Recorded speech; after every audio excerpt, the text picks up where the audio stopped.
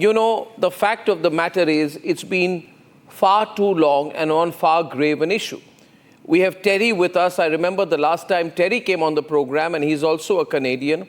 He said, and I remember, I hope I'm not misquoting you, that in an important country, important relationship, you cannot respond without the hard evidence. Years have passed, and not a shred of evidence has been made available. You know, now without that, to escalate, I'm not sure why. Terry. May I comment on that? You're right, I did say that the problem was the lack of evidence.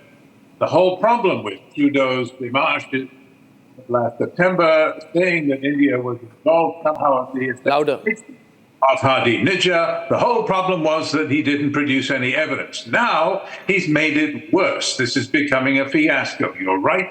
He is set to lose the next election anyway. Maybe he's finished anyway, but he has compounded lack of evidence by now, apparently suggesting that Indian diplomats are involved, of which there is no evidence. To date, I've never heard any on either side of it. Nobody's suggested that the Indian High Commissioner has been actually involved, although many Khalistani are the exception. They do make that allegation, but evidence-free.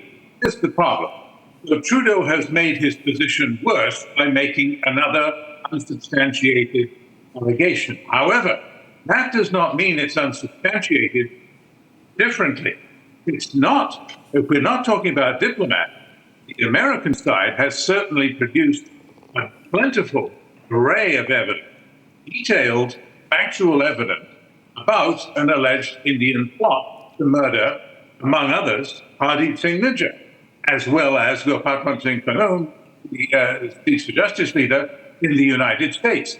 Quote, on the party indicted in the FBI's indictment, Nikhil Gupta, Nijjar is also the target. So it's one plot.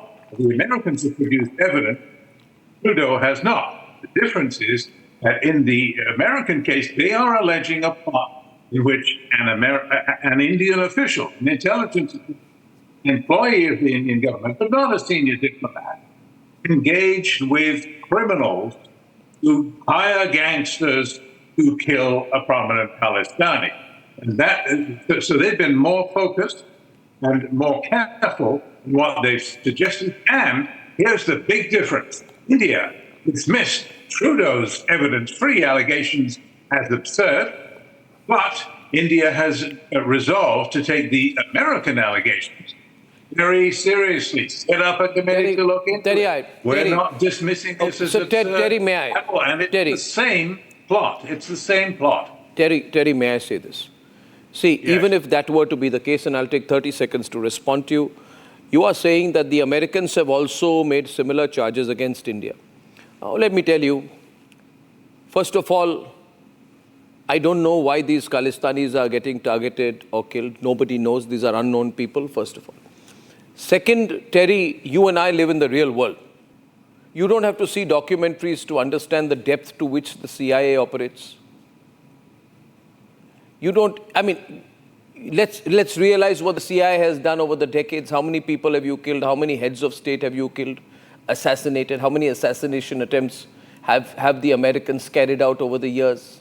If the KGB has carried out 100, then the CIA has carried out 10 times as many. The only thing is the Americans are now presenting a holier-than-thou attitude. Oh, my God, you know, you're sending your agents into our country. I mean, every second Hollywood movie is an oversized representation of the reality that you meddle into the affairs of every other country. But I'm not going there. You can say, well, we have better lines of deniability and you are new into the business and the Israelis are older into the business. That's clear. But every country has the right to pursue its national interest. And it's the job of every other country to defend its national interest. That is not the point. One point I want to make it clear tonight. Viewers, please remember, and I'll say it again, the deep state of America, which includes satellite states like Canada, does not like Narendra Modi.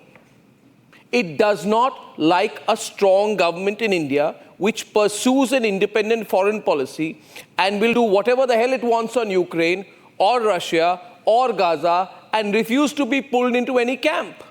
It is entirely possible, I believe, and I'm only saying this circumstantially, Abhijit, because the same lobby was very happy that the 55-year-old boy wonder called Rahul Gandhi was emerging as an opposition leader till they got a dose of reality when Rahul Gandhi lost his 88th election. I'm not saying that the Western democracies, so-called democracies, are coming out in Rahul Gandhi's interest, but there's clearly no fans of Modi. Clearly no fans of Modi. Modi becoming stronger by the day is a huge danger for the Americans. And the Canadians, in my view, have no independent intelligence policy, no independent geostrategic policy.